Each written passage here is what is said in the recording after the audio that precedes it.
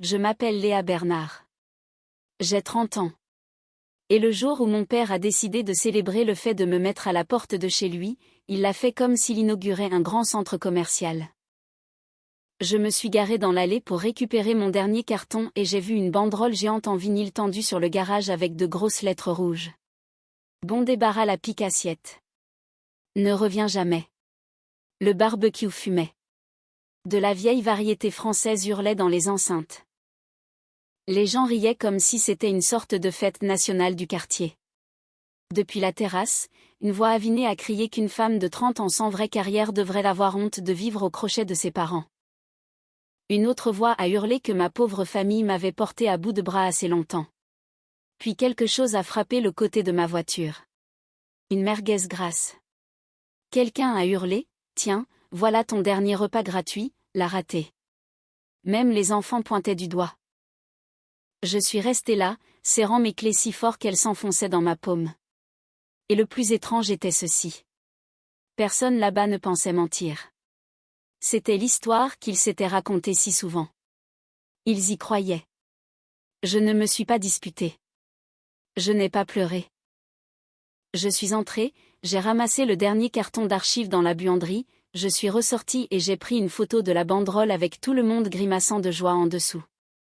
Mon père m'a vu faire et a ricané comme si je prenais enfin un souvenir de l'endroit qui m'avait sauvée. Je suis partie sans dire un mot. 2 semaines plus tard, mon téléphone s'est éclairé avec des messages que je n'aurais jamais cru recevoir.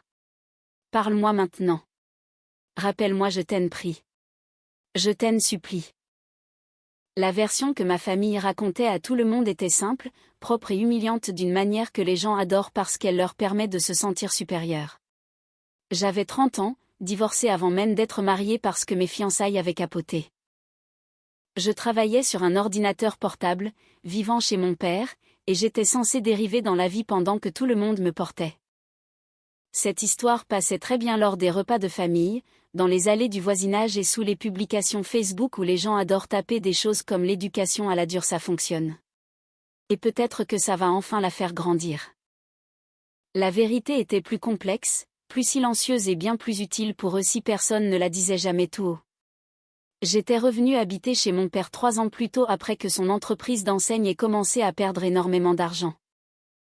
Bernard Signalétique et Pose faisait autrefois de bonnes affaires en fabriquant des devantures de magasins, des panneaux de signalisation, des stands de salon et du marquage de véhicules pour les petites entreprises autour de Lyon et de sa banlieue. Puis les coûts des matériaux ont grimpé en flèche. 2 gros clients commerciaux ont payé en retard. Un projet a été bloqué à cause de problèmes de permis de construire. Et soudain, l'entreprise qui semblait toujours solide de l'extérieur survivait de semaine en semaine sur des vapeurs et du bluff. Mon père a fait ce qu'il faisait toujours quand les choses devenaient moches. Il criait plus fort. Il blâmait les jeunes travailleurs, les clients paresseux, l'économie, les immigrés, les réglementations, les femmes dans la direction et finalement moi. Jamais lui-même. La partie qu'il ne mentionnait jamais était que j'étais la raison pour laquelle l'entreprise ne s'était pas effondrée 2 ans plus tôt. Je n'avais pas le genre de travail que ma famille respectait parce qu'ils ne respectaient que les métiers qui venaient avec des chaussures de sécurité, des uniformes ou un signe visible d'épuisement physique. Je travaillais à distance en tant que consultante indépendante en gestion d'appels d'offres et optimisation opérationnelle. J'aidais des fournisseurs régionaux, des petits entrepreneurs et des entreprises de maintenance à organiser leurs dossiers de candidature, à nettoyer leurs propositions commerciales, à suivre les échéances, à réécrire les cahiers des charges et à empêcher leur documentation de tomber en morceaux avant qu'ils ne puissent remporter des contrats. C'était bien payé parce que la plupart des gens détestaient ce travail et la plupart des entreprises étaient nulles pour ça. J'étais douée pour les systèmes, les délais et pour voir les catastrophes avant qu'elles n'arrivent. Cela me rendait précieuse pour des inconnus et invisible pour ma famille. Au début, aider mon père était temporaire. C'était le mensonge que je me racontais parce que la vérité était plus dure à avaler. Le premier mois, j'ai juste réorganisé quelques factures. Le deuxième mois, j'ai réglé un renouvellement de licence manqué qui lui aurait coûté un compte municipal important. Ensuite, j'ai remarqué qu'il ne déclarait pas la TVA correctement. Puis j'ai trouvé des baux d'équipement configurés pour se renouveler automatiquement à des tarifs absurdes. Ensuite j'ai réalisé que la moitié de ses créances étaient de la fiction parce qu'il ne faisait pas de suivi approprié et qu'une comptable était partie sans rien laisser de propre. Chaque fois que je réparais une chose, 2 autres faisaient surface derrière comme de la pourriture sous une cloison. Il ne m'a jamais présenté comme la femme qui maintenait son entreprise en vie. Il me présentait en disant que sa fille essayait de comprendre quoi faire de sa vie en ce moment. Quand des clients appelaient pendant le dîner et que je sauvais un chantier d'une implosion, il agissait comme si j'avais accidentellement fait quelque chose de mignon. Quand je négociais des plans de paiement avec les fournisseurs pour qu'ils ne bloquent pas son compte, il disait aux proches que je passais surtout mon temps à répondre à des emails. Quand j'ai couvert un manque dans la paix un vendredi parce qu'il aurait préféré mourir plutôt que d'admettre qu'il ne pouvait pas payer ses poseurs, il a appelé ça un prêt, puis a ri plus tard en disant que les familles ne comptent pas les points. Les familles ne comptent pas les points. Cette phrase est importante. Souvenez-vous-en. Parce que les familles comme la mienne ne disent cela que lorsqu'elles bénéficient du fait que personne ne compte. J'ai payé plus que les courses. J'ai couvert les abonnements aux logiciels professionnels. Les factures d'électricité en retard liées à l'atelier de l'entreprise, les frais de remise en vigueur de l'assurance sur l'un des fourgons de travail. Les frais d'expédition express sur des matériaux quand il oubliait de les commander et 3 dépôts de fournisseurs distincts qui auraient tué des projets actifs si les chèques avaient sauté. Je n'ai jamais tout payé en une seule fois et c'est pourquoi c'est resté caché. J'ai payé la différence, le manque à gagner, le montant nécessaire pour empêcher la machine de hurler assez fort pour que les étrangers l'entendent. Mon père détestait que je travaille à la maison parce que pour lui la visibilité était la moralité. S'il ne pouvait pas voir de sueur, alors le travail ne comptait pas. Il traversait la cuisine et disait des choses comme ça doit être sympa la belle vie pendant que j'étais au téléphone à essayer d'empêcher l'annulation d'un contrat qui lui aurait coûté 11 000 €. Il faisait des blagues au dîner sur mon petit passe-temps sur ordinateur, puis me demandait 1 heure plus tard si je pouvais réécrire une réponse à un fournisseur parce qu'il utilisait trop de grands mots et qu'il pensait que le client avait l'air furieux. Il traitait ma compétence comme un appareil ménager, utile en cas de besoin, embarrassant quand on le reconnaissait. Le reste de la famille suivait son exemple parce que dans les familles comme la nôtre, le mépris dévale la pente depuis celui qui possède la voix la plus forte. Ma petite sœur Chloé a appris tôt que se moquer de moi lui valait une approbation. Mon oncle Marc s'est greffé à l'entreprise de mon père après que sa propre vie se soit arrêtée, oscillant entre des travaux de pause, des ventes sans conviction et une consommation d'alcool le week-end qui débordait sur la semaine. Ma grand-mère Françoise enveloppait chaque cruauté dans des versets bibliques et de l'inquiétude. Personne n'avait besoin de coordonner cela. C'est le génie d'un système familial toxique. Une fois que la hiérarchie est claire, tout le monde sait comment jouer son rôle sans répétition. Ce qui a changé n'était pas leur opinion sur moi. Ce qui a changé, c'est que mon père a commencé à faire du bruit sur le fait de vendre la maison et de prendre plus petit. Et j'ai finalement réalisé qu'il croyait à son propre mythe. Il pensait qu'il m'avait porté. Il pensait que le toit sur ma tête prouvait sa générosité. Il pensait que parce que je ne lui envoyais pas de facture, les années de travail caché et d'argent d'urgence ne comptaient pour rien. Il croyait vraiment que si je partais, la seule chose qu'il perdrait serait l'inconvénient de me voir dans la cuisine.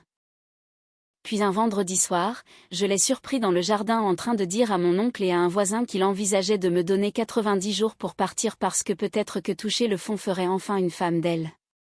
Ils ont ri. Chloé a ri aussi. C'était la première fois que je cessais de me sentir blessée et que je commençais à y voir clair. Je ne l'ai pas affronté. J'ai commencé à documenter. Les gens pensent que la vengeance commence par la colère. La mienne a commencé par des tableurs Excel. Non pas parce que je suis froide, mais parce que la rage dans les familles comme la mienne est réécrite instantanément. Dès que vous pleurez, vous êtes instable. Dès que vous haussez la voix, vous êtes irrespectueuse. Dès que vous vous défendez, vous prouvez leur point de vue. L'épreuve était la seule langue que mon père ne pouvait pas interrompre. Et même là, il essaierait. Alors, j'ai construit un dossier de tout, pas seulement de l'argent. La dépendance. J'ai fait une chronologie remontant à 30 mois. Chaque fois que j'avais comblé un trou pour Bernard signalétique et pause, cela allait dans un fichier. Chaque paiement urgent, chaque renouvellement de logiciel, chaque commande de fourniture d'urgence que j'avais avancée avec ma carte. Chaque frais de permis que j'avais payé en ligne parce que le portail de la mairie les aurait bloqués. Chaque transfert pour la carte carburant. Chaque facture que j'avais corrigée avant qu'un client ne la rejette. Chaque dossier de réponse à appel d'offres que j'avais assemblé sous mon propre identifiant de consultante freelance parce que mon père avait raté la date limite de soumission et m'avait ensuite supplié de le sauver.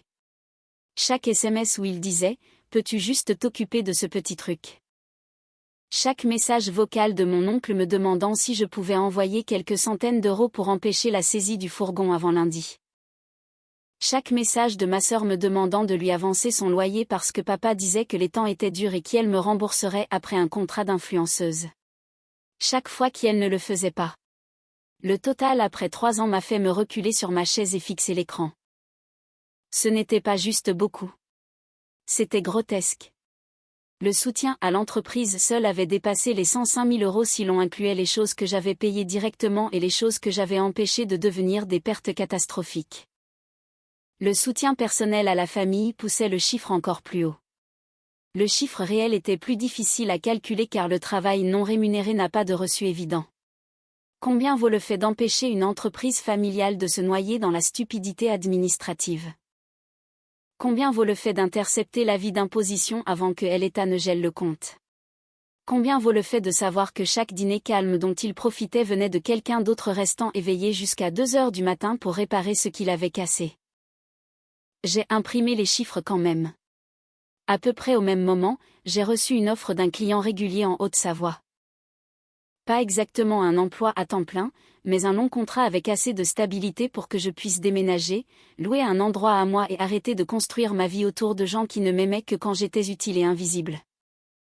J'ai signé le contrat et versé une caution pour un appartement de 2 pièces à Annecy. Je n'ai rien dit à personne. J'ai loué un petit garde-meuble près de l'autoroute et j'ai commencé à sortir mes affaires par l'aussi progressif que personne ne s'en est aperçu. Les vêtements d'hiver une semaine, les livres la suivante. L'équipement de cuisine que j'avais acheté moi-même. L'écran d'ordinateur coûteux que mon père pensait être apparu par magie. Peut-être que cela semble calculé. Ça l'était. Quand vous grandissez dans une famille où chaque limite devient un débat, le secret commence à ressembler moins à de la malhonnêteté et plus à de l'oxygène. Mon père m'a devancé pour le discours formel d'expulsion de 6 jours environ. Il m'a coincé dans la cuisine un mardi matin alors que je révisais un dossier de conformité fournisseur et a dit qu'il voulait que je sois partie pour la fin du mois. Il a utilisé ce ton que les gens utilisent quand ils attendent des applaudissements pour leur cruauté. Il a dit qu'il faisait cela parce qu'il m'aimait assez pour arrêter de m'assister. Il a dit qu'aucun homme de bien ne respecterait jamais une femme qui s'appuyait encore sur son père à 30 ans. Il a dit qu'il était embarrassé quand des clients passaient et voyaient ma voiture là pendant la journée. Il a dit que j'avais besoin d'un vrai travail, de mon propre appartement et d'un signal d'alarme. Je lui ai posé une seule question. Est-ce que tu veux que je parte ou est-ce que tu veux un public quand je partirai? Il a ricané et a dit peut-être les deux. Cela aurait dû être le moment où je lui disais tout. Cela aurait été satisfaisant pendant environ 10 secondes, mais j'avais passé des années à observer comment il fonctionnait. Mon père pouvait survivre aux faits s'il les entendait en privé. Il les recadrerait, les nierait, m'appellerait dramatique et au déjeuner du dimanche, l'histoire serait que Léa l'instable a essayé de le faire chanter après qu'il l'ait affectueusement encouragé à voler de ses propres ailes. Non. Si la vérité devait frapper, elle avait besoin de témoins. Mieux encore, de conséquences. Il m'a donné jusqu'au samedi pour vider les lieux. J'ai hoché la tête comme une femme trop honteuse pour discuter. Ce que j'ai fait en réalité, c'est de finir de déménager tout ce qui avait de la valeur le jeudi. Vendredi soir, j'ai fermé les derniers comptes de sauvegarde de paiement automatique que j'avais discrètement liés au service public et au compte de service de l'entreprise. J'ai retiré ma carte du portail fournisseur. J'ai notifié à un fournisseur que les futures commandes d'urgence auraient besoin de l'approbation de la direction. J'ai envoyé 2 brouillons de factures en retard à des clients depuis le mail de l'entreprise exactement comme ils l'avaient demandé, sauf que cette fois je n'ai pas adouci le langage ou ne l'ai pas fait paraître compétent. J'ai simplement transféré ce qu'il avait dicté auparavant, mot pour mot. Vous seriez surpris de la rapidité avec laquelle le respect s'évapore quand les gens doivent s'entendre eux-mêmes sans traducteur. Samedi après-midi, je suis revenu en voiture pour le dernier carton d'archives et je suis entré dans le barbecue de l'Enfer. Plus tard, les gens demanderaient si la banderole m'avait choqué. Honnêtement, non. La banderole n'était que de l'honnêteté avec des œillets métalliques. Elle disait la vérité sur la façon dont il parlait de moi depuis des années quand il pensait que je ne pouvais pas entendre. Bon débarras la pique-assiette. Ne reviens jamais. Ce n'était pas une cruauté inventée pour une fête. C'était la mission de la famille, enfin imprimée assez grand pour les voisins. Celui qui était ivre sur la terrasse était mon oncle Marc, transpirant dans une chemise de pêche et balançant sa bouteille de bière comme un sermon. Ma sœur Chloé était près du grill en short court et maquillage complet. Déjà en train d'enregistrer des morceaux de la fête pour les réseaux sociaux parce que l'humiliation est plus amusante quand on peut la monter avec de la musique. Ma grand-mère Françoise était assise sous un parasol avec cette expression pincée qu'elle utilisait chaque fois que la méchanceté était pratiquée au nom de la droiture. Mon père Philippe Bernard portait un tablier qui disait le roi du barbecue comme si l'univers l'avait personnellement validé. Il m'a vu m'arrêter dans l'allée et a écarté les bras comme s'il m'accueillait à mes propres funérailles. Regardez qui vient enfin réclamer ses déchets, a-t-il dit. Les voisines ont ri parce que ce genre de cruauté semble plus sûr quand elle est enveloppée dans la lumière de la banlieue et les plats d'accompagnement. Je suis passé devant eux tous pour entrer dans la maison jusqu'à la buanderie où mon dernier carton était posé avec une note au marqueur noir sur le dessus qui disait kit de démarrage. À l'intérieur se trouvaient des lingettes pour sèche-linge, des nouilles instantanées, un rouleau de sacs poubelle à moitié utilisé et une liste imprimée de résidences sociales en ville comme s'il faisait la charité pour un raton laveur qu'il aurait piégé sous la terrasse. Cela a failli me faire réagir. Pas parce que ça faisait mal, mais parce que c'était tellement stupidement théâtral. Quand je suis ressortie, Marc hurlait que ma pauvre mère aurait honte si elle pouvait voir ce que j'étais devenue. Ma mère était morte depuis 9 ans. Il savait exactement où frapper. Chloé a jeté la merguez et tout le monde a hurlé de rire. Mon père n'a rien fait pour l'arrêter. Cela importait plus que les insultes. Le leadership dans une famille n'est souvent que la structure d'autorisation pour la cruauté des autres. Alors j'ai mis le carton dans mon coffre, j'ai levé mon téléphone et j'ai pris la photo. Mon père m'a interpellé. Quoi? Tu rassembles des preuves pour ton psy. Je l'ai regardé droit dans les yeux et j'ai dit mes premiers mots de la journée. Non, pour plus tard. Puis je suis partie. Le silence est une chose terrifiante quand les gens sont habitués à ce que votre travail, votre pardon et votre disponibilité arrivent sur simple demande. Les 3 premiers jours après mon départ, personne n'a appelé parce qu'il pensait avoir gagné. C'est ainsi que fonctionne le sentiment de supériorité. Il confond l'absence avec la reddition, jusqu'à ce que la machine commence à trembler. La première fissure est apparue le lundi après-midi.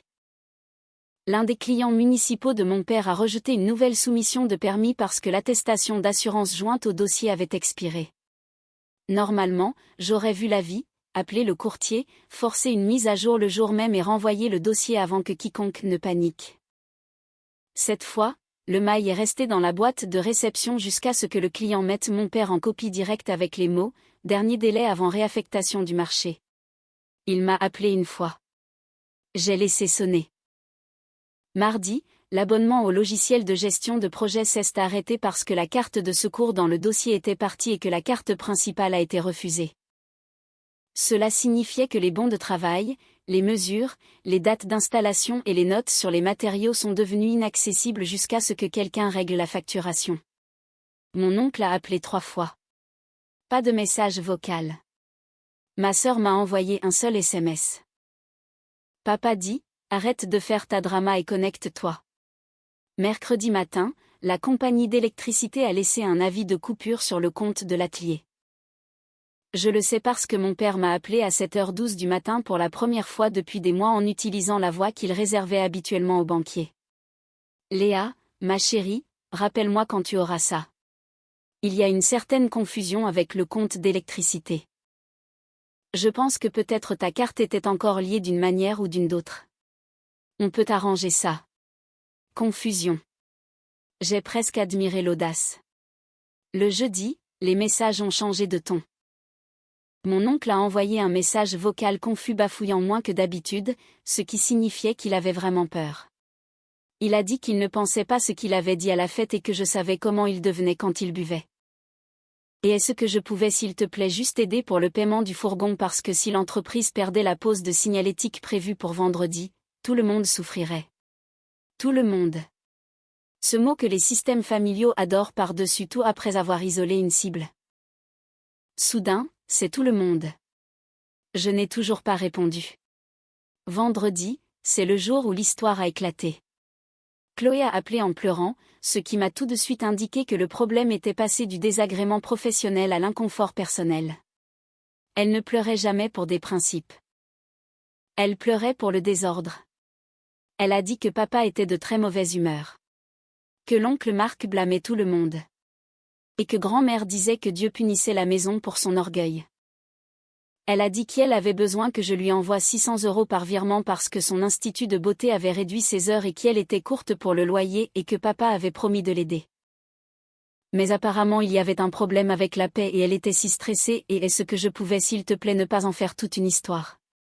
Cette phrase ne pas en faire toute une histoire. Elle m'avait suivie pendant des années comme une malédiction. N'en fais pas toute une histoire quand Marc faisait des blagues sur mon corps. N'en fais pas toute une histoire quand papa utilisait ma chambre comme espace de stockage parce que je devrais être reconnaissante d'en avoir une.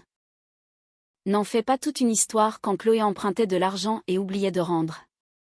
N'en fais pas toute une histoire quand grand-mère me comparait défavorablement à des femmes de 20 ans plus jeunes avec des maris, des bébés et des robes de dimanche. Ma douleur était toujours l'histoire. Leur comportement n'était que la météo. Alors j'ai posé une question à Chloé. Sais-tu pourquoi papa ne peut pas t'aider? Elle s'est-tu de cette façon agacée des frères et sœurs plus jeunes. Cela signifiait qu'elle voulait la réponse sans la honte qui l'accompagne.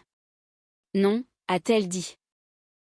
Il n'arrête pas de dire que le flux de trésorerie est bizarre. Le flux de trésorerie est bizarre, j'ai répété. Puis j'ai ri. Ce soir-là, elle a envoyé un autre SMS, cette fois en colère. Elle m'a accusé de punir la famille parce que mes sentiments étaient blessés. Elle a dit que papa avait tout à fait le droit de me virer si je ne contribuais pas. Elle a dit que les adultes normaux paient un loyer. Je lui ai envoyé une seule capture d'écran, pas le fichier complet, juste un tableau recadré montrant 3 mois d'articles avec son nom, le nom de l'entreprise de mon père et le compte d'électricité de l'atelier. En dessous j'ai écrit, puisque la contribution t'intéresse. Elle n'a pas répondu pendant 2 heures. Puis elle a envoyé, c'est quoi ça? J'ai dit, un échantillon. Samedi matin, mon père a appelé 6 fois avant midi. Au 3e message vocal, l'assurance avait disparu. Au 5e, la colère aussi. Au 6e, tout ce qui restait était la panique portant une cravate. Léa, s'il te plaît rappelle-moi. Je te le demande en tant que père. Nous devons clarifier ce que tu as payé exactement et ce que tu as désactivé. Marc dit que le compte fournisseur est verrouillé. L'électricité de l'atelier est en attente de déconnexion et l'un des camions pourrait être saisi parce que le paiement automatique de l'assurance a sauté. Si c'est une sorte de leçon, d'accord, leçon apprise. Rappelle-moi. Leçon apprise. Intéressant. Pas d'excuses. Pas de je suis désolé. Pas de nous avons eu tort. Juste le langage managérial d'un homme découvrant que son infrastructure cachée a des sentiments. Cet après-midi-là, j'ai fait quelque chose que j'avais imaginé de 100 façons différentes au fil des ans. J'ai assemblé un dossier. Pas dramatique. Pas vindicatif. Propre. Professionnel. 31 pages. Page de garde. Chronologie. Montant. Capture d'écran. Référence de paiement. Notes sur les interventions d'urgence. Section séparée pour les dépenses de l'entreprise, le soutien au foyer, les transferts directs aux membres de la famille et le travail administratif non rémunéré. À la fin, j'ai inclus une photo. La banderole de la fête accrochée au-dessus du garage pendant que ma famille riait en dessous. J'ai imprimé 2 exemplaires, un pour moi, un pour quiconque aurait besoin de le voir. Je ne prévoyais pas encore de l'envoyer, mais la vie a un sens du timing quand les gens creusent leur propre trou. Ce dimanche après l'église, ma grand-mère m'a laissé un message vocal si moralisateur qu'il aurait pu être accompagné d'une musique d'orgue. Elle a dit que l'amertume empoisonnerait mon âme. Elle a dit que mon père avait peut-être parlé durement, mais qu'il était sous pression et que je devrais avoir de la compassion. Elle a dit qu'humilier ma famille pour de l'argent était laid et indigne d'une femme. Elle a dit que si j'avais vraiment été généreuse, je ne compterais pas. Je l'ai rappelé, non pas parce que je voulais me disputer avec une vieille femme, mais parce que je voulais un témoin. Tu as raison, lui et je dis. La générosité ne compte pas les points. La comptabilité, oui. Elle a eu un souffle court. Puis j'ai dit, grand-mère, si je t'envoie la preuve que papa et Marc m'ont utilisé pour maintenir cette entreprise en vie tout en m'appelant une pique-assiette, diras-tu la vérité pour une fois ou appelleras-tu cela aussi de la déshonneur? Elle n'a pas répondu à la question, ce qui était une réponse. 1 heure plus tard, mon père a envoyé 3 mots, parle maintenant s'il te plaît. J'ai répondu par une ligne, demain, midi, lieu public. Il a répondu instantanément, à la maison. J'ai fixé le message et j'ai senti quelque chose se stabiliser en moi. Non, j'ai tapé en retour. Tu voulais un public quand je suis parti. Tu peux en avoir un quand tu demanderas pourquoi. Nous nous sommes rencontrés lundi dans un routier au bord de l'autoroute où les chauffeurs prenaient leur petit déjeuner et où personne ne se souciait de savoir si un homme mûr avait l'air de ne pas avoir dormi. Il est arrivé 10 minutes en avance. Je pouvais le dire parce que quand je me suis garée, son fourgon était déjà là, de travers sur la place de parking, comme s'il était arrivé trop vite. Marc était avec lui. Bien sûr qu'il était là. Les hommes comme mon oncle ne croient que les femmes sont sérieuses que lorsqu'un autre homme est présent pour absorber le choc. Aucun d'eux n'a commandé de nourriture. J'ai posé le dossier sur la table. Mon père l'a regardé comme si le papier pouvait l'insulter. « C'est quoi ça ?» a-t-il dit. Je l'ai fait glisser vers lui. La différence entre ton histoire et la mienne. Il a ouvert le dossier comme un homme s'attendant à des bêtises. Cette confiance a duré peut-être 10 secondes. Ses yeux sont tombés sur le total, puis se sont braqués sur moi comme si le chiffre lui-même l'avait insulté. Marc s'est penché, a lu la première page et a murmuré « Mon Dieu » sous son souffle. J'avais tout organisé, il n'y avait donc pas de place pour le théâtre. D'abord venait le total du soutien direct sur 30 mois. Puis les catégories, puis les dépenses de l'entreprise que j'avais couvertes ou empêchées, les transferts personnels à la famille, les captures d'écran de SMS et de messages vocaux, les déclarations manquées et les pénalités que j'avais corrigées. Et enfin une estimation prudente de mon travail non rémunéré. À la fin se trouvait la photo de la banderole. Pas de discours, pas de mélodrame, juste des faits. Mon père a tourné une page trop fort. C'est ridicule. Tu gonfles tout. Ah bon, j'ai dit. Il a pointé une ligne. Ce logiciel n'était pas pour moi. C'était pour le bureau. Oui, j'ai dit. Ton bureau, ton entreprise. Une autre page. Ces paiements de carburant étaient temporaires. 3 mois, j'ai dit.